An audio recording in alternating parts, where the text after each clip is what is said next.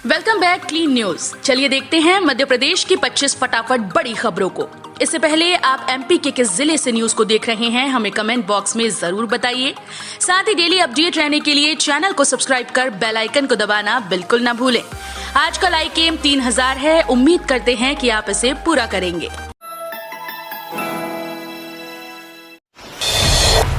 मध्य प्रदेश में दीपावली के बाद हो सकते हैं पंचायत चुनाव। मध्य प्रदेश में त्रिस्तरीय पंचायत राज संस्थाओं के चुनाव दीपावली के बाद नवंबर के अंतिम सप्ताह में हो सकते हैं। राज्य निर्वाचन आयोग ने इसकी तैयारियों को अंतिम रूप देना प्रारंभ कर दिया। 21 अक्टूबर को राज्य निर्वाचन आयुक्त बसंत प्रताप सिंह ने सभी कलेक्टर और जिला निर्वाचन अधिकारियों की बैठक बुलाई। आयोग के सचिव बीएस जामोद ने बताया कि सामान्य प्रशासन विभाग के प्रमुख सचिव कार्मिक को पत्र लिखकर कहा गया कि राज्य निर्वाचन आयुक्त अधिकारियों के साथ वीडियो कॉन्फ्रेंसिंग के माध्यम से बैठक करेंगे। युवाओं को मिलेगा रोजगार, आत्मनिर्भर एमपी के लिए इस सेक्टर पर फोकस करेगी सरकार। मध्य प्रदेश को आत्मनिर्भर बनाने के लिए सरकार ने कोशिशें तेज कर दी। इसके तहत मध्य प्रदेश सरकार ने उद्योगों के विकास के लिए एमएसएमई विकास नीति 2021 का ऐलान किया। इस नीति का उद्देश्य प्रदेश में उद्योगों के विकास के लिए अनुकूल माहौल बनाना है। साथ ही इससे प्रदेश के युवाओं को रोजगार भी मिलेगा। मध्यम लघु सूक्ष्म उद्योग विकास नीति के तहत सरकार का फोकस पावर लूम सेक्टर पर है। इस नीति के तहत सरकार पावर लूम की बंद इकाइयों को फिर से शुरू करने के लिए कई रियायतें देगी। फसल बीमा योजना नई सूची जारी, लाभार्थी किसानों को मिलेगा पैसा। मध्य प्रदेश राज्य सरकार द्वारा प्रधानमंत्री फसल बीमा योजना शुरू करने के बाद एमपी फसल बीमा योजना कार्यक्रम लागू किया गया। भारतीय माननीय प्रधानमंत्री नरेंद्र मोदी गारू ने प्रधानमंत्री फसल बीमा योजना की शुरुआत की है, जिसे किसान लाभार्थी को उनकी फसल के लिए बीमा प्रदान करने के लिए पीएमएफबीवाई योजना भी कहा जाता है। इस पीएमएफबीवाई योजना के तहत मध्य प्रदेश राज्य किसान लाभार्थियों को उनकी फसल के नुकसान के लिए मध्य प्रदेश राज्य सरकार से बीमा मिलेगा। एमपी बोर्ड में पास होना और आसान, 10वीं 12वीं की परीक्षा का पैटर्न बदला। ऑब्जेक्टिव 40 अंक के होंगे, तिमाही परीक्षा से लागू हुआ। माध्यमिक शिक्षा मंडल मध्य प्रदेश की 10वीं और 12वीं बोर्ड परीक्षा में पास होना अब आसान हो गया। एमपी बोर्ड ने रिजल्ट को बेहतर करने के लिए सत्र 2021-22 से परीक्षा का पैटर्न बदल दिया। प्रश्न पत्र में अब 40% अंकों के ऑब्जेक्टिव प्रश्न होंगे। पास होने के लिए 33 अंक जरूरी होते हैं। स्कूली शिक्षा मंत्री इंदर सिंह परमार ने बताया कि नई शिक्षा नीति के अनुसार ये बदलाव किया गया है।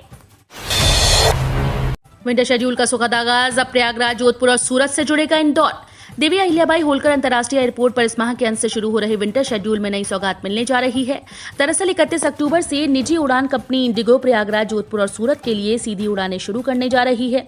इसी के साथ इंदौर से सीधी उड़ानों की संख्या कोरोना काल से अधिक हो जाएगी। कंपनी ने इनकी बुकिंग शुरू कर दी है। तय फीस से ज्यादा मैनेजमेंट कोर्स की स्कॉलरशिप करने की तैयारी। मैनेजमेंट कोर्स की फीस को बढ़ाने के लिए निजी कॉलेजेस ने प्रशासन पर दबाव बनाना शुरू कर दिया। कॉलेज फीस नियामक आयोग से तय फीस की मांग कर रहे हैं, जबकि प्रशासन एक राशि तय करना चाह रहा है।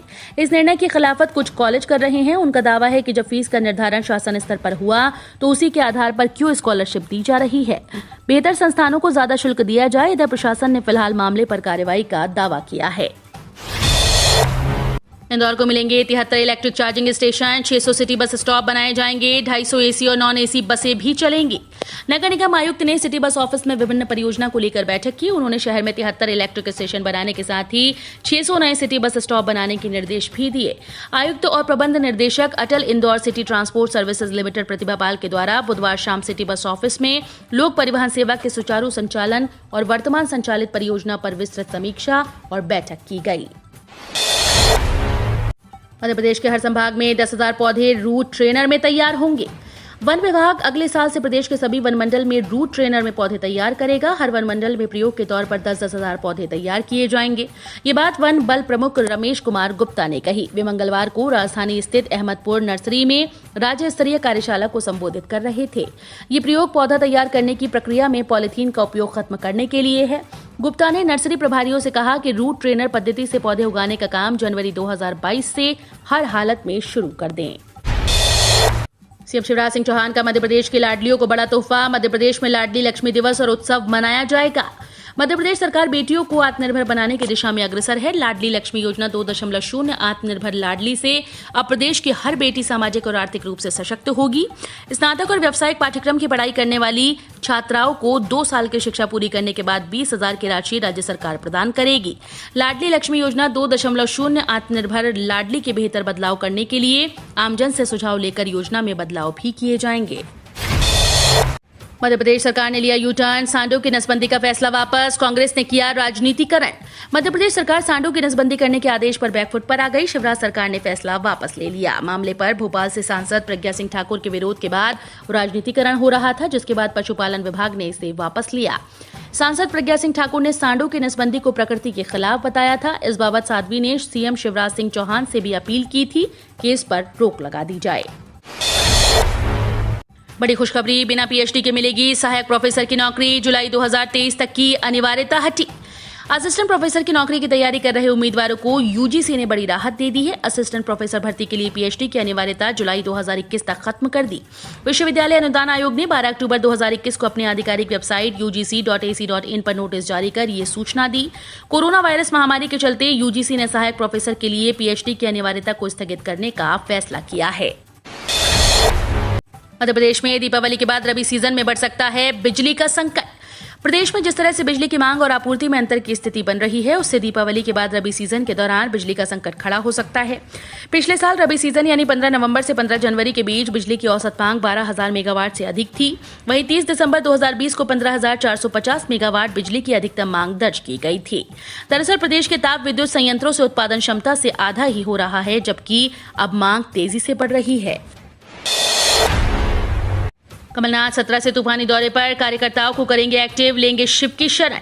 मध्य प्रदेश में होने वाले उपचुनाव के मद्देनजर प्रदेश के पूर्व मुख्यमंत्री कमलनाथ तूफानी दौरे की तैयारी कर रहे हैं। कमलनाथ 17 अक्टूबर को छतरपुर जिले के खजुराहो पहुंचेंगे।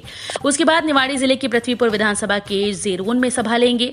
इस कार्यक्रम के बाद कमलनाथ मंडल सेक्टर बूथ के पदाधिकारियों की बैठक लेंगे और जनसभा को संबोधित करेंगे।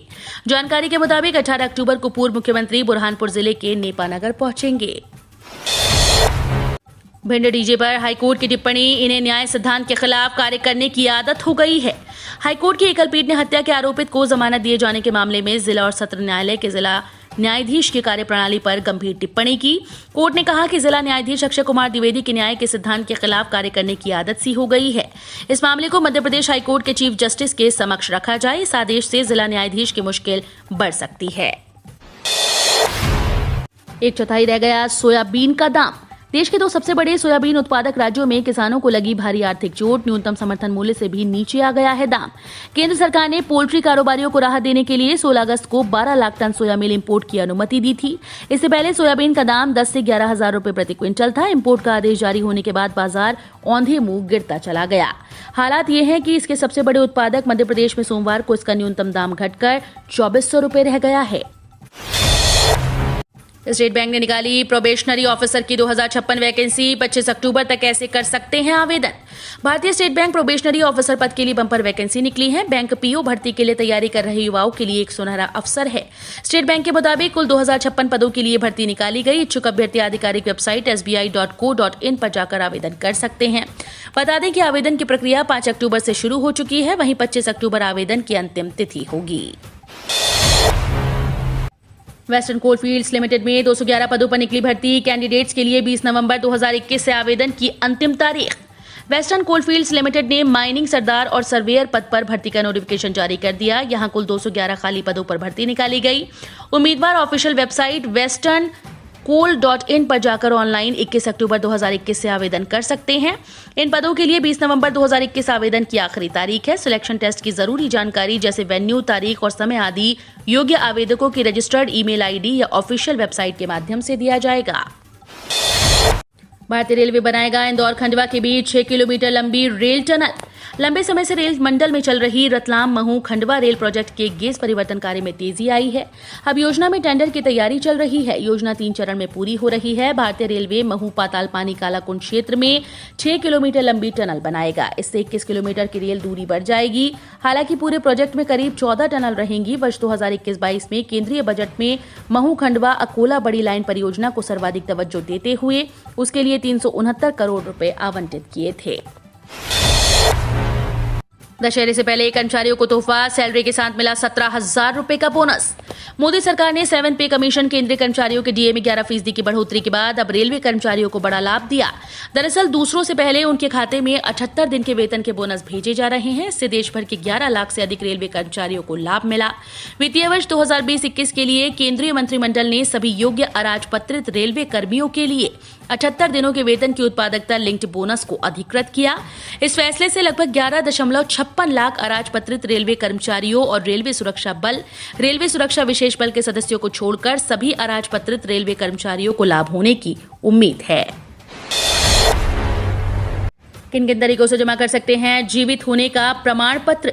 सभी रिटायर्ड कर्मचारियों के लिए अक्टूबर और नवंबर का महीना काफी महत्वपूर्ण होता है। इन्हीं महीनों में पेंशनर को लाइफ सर्टिफिकेट जमा करना होता है, यानी कि पेंशनर जीवित है, इसी लाइफ सर्टिफिकेट को जमा करने के बाद आपकी पेंशन आगे जारी रहती है।